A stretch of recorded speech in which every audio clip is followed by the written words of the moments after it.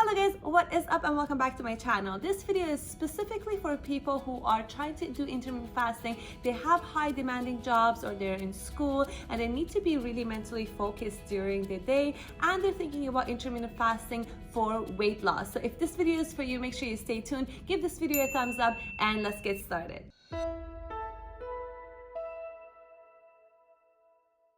By the way guys, if you're new here, my name is Seppi and I've lost about over 50 pounds over the past 3 years. My channel is all about health, nutrition and weight loss, which is exactly what I'm passionate about. I just recently got a certificate from Stanford University and I'm so excited to share all of my knowledge with you guys. So if you're excited and you're interested in these topics, make sure you give this video a thumbs up and subscribe to my channel for more videos. So first of all, these tips are really important, especially if you don't have a coach or a nutritionist, and if you're in school full-time and you're working full-time. In order to maintain a good energy and in order to be able to stay healthy, make sure you follow these tips, pay attention to it, and especially if you're starting intermittent fasting and you're not used to it. The first thing to pay attention to is to ease into fasting. Don't just jump into it. Normally we start from 12 hours of fast, which is very doable for most people. You do 12 hours of fast and 12 hours of eating, and you try to lower your calories during that time so your body gets used to consuming less calories than normal, especially if your goal is weight loss.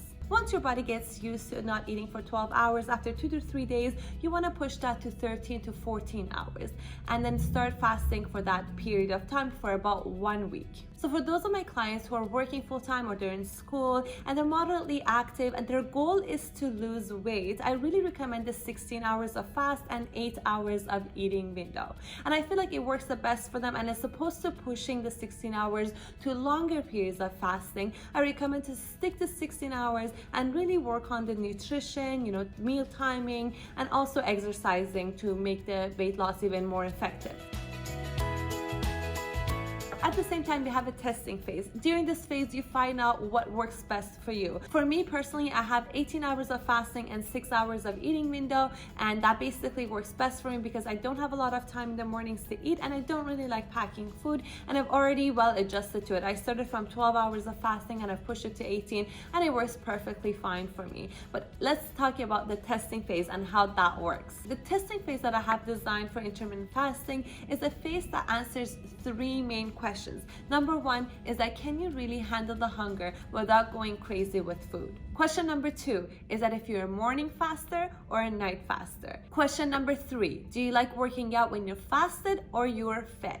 Let's talk a little bit about these 3 main questions and how we can answer them. So number 1 question was that if you can actually really handle the hunger. If you feel like you want to stuff your face when your fast is over, there might be 2 problems. The number 1 problem could be the fact that you're not ready for intermittent fasting. That means that you already have a really high calorie diet that you need to first fix that, and you need to fix your nutrition so your body can actually get ready for intermittent fasting. Or the problem number 2 could be that your last meal had a lot of sugar and carbs in it. So in order to be able to fast for longer and more efficiently, you have to make sure your last meal includes a lot of healthy fats as opposed to a lot of carbs and sugar. So the second question was to answer if you're the type of person who can fast at nighttime or in the morning time, and that really depends on when you're active. So if you're the type of person who likes working out in the morning or at nighttime, I suggest that you have your meals around that time. If you're just starting out with intermittent fasting, I recommend you have at least 1 or 2 meals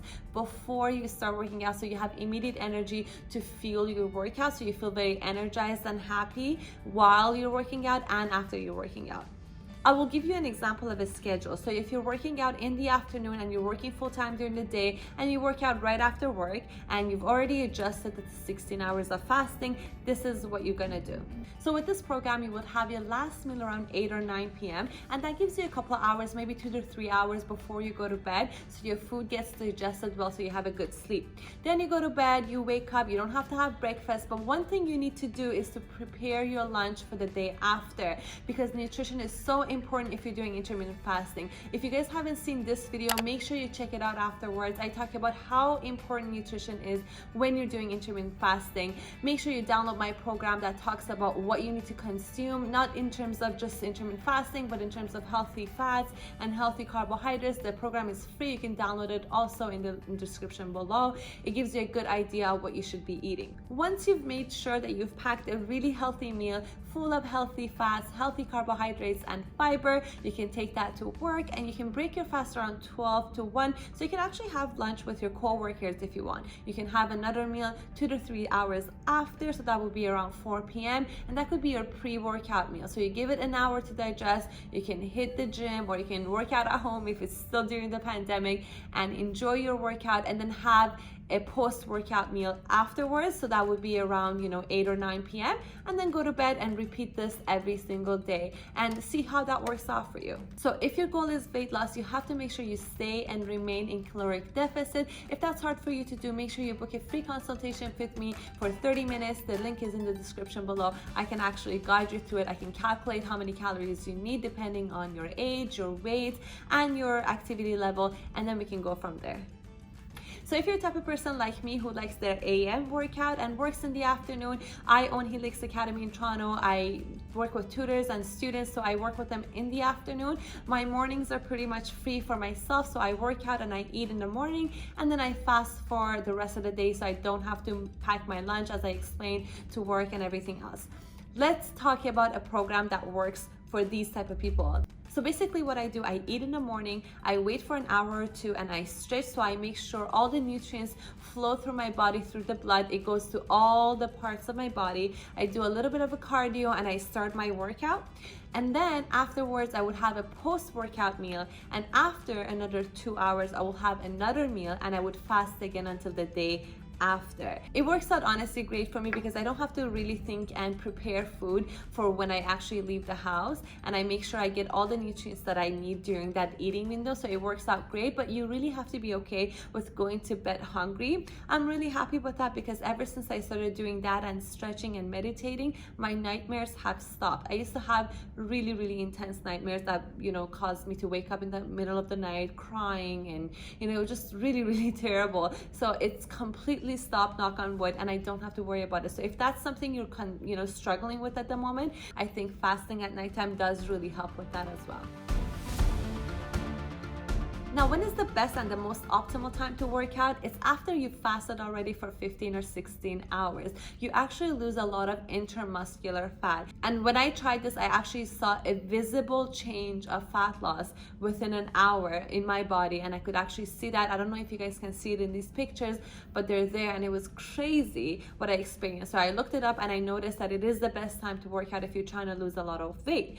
Working out when you're fasted for that longer period of time is not something I recommend to everybody. It's something for people that are more advanced and they know exactly how their body would react in those stressful times. So you might actually experience some drop in blood pressure, you might experience headaches, low energy, muscle mass, you might slow down your metabolism. So it's something I recommend to be supervised by a coach or a nutritionist, unless if you're experienced enough and you're an athlete. I really use this method when I want to really mentally challenge myself and see what I can do when I'm fasted for that long. Or let's say if I had a cheat meal and I feel really full, so I do that when I'm fasted. So I really start challenging myself. And I also recommend this for people who are stuck with their weight loss, they've plateaued, and they have another 5 or 10 pounds to lose. So it's a little bit extreme, but it definitely works, and it's really fun to do, and it makes you feel really powerful when you actually try it. But again, don't try it if you're not supervised by a coach or a nutritionist.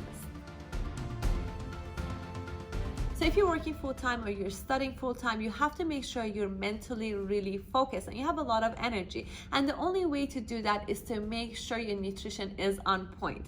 What do I mean by that? You have to make sure you include a lot of healthy fats. And I can't stress that enough. You have to have a lot of fatty fish like salmon, sardines.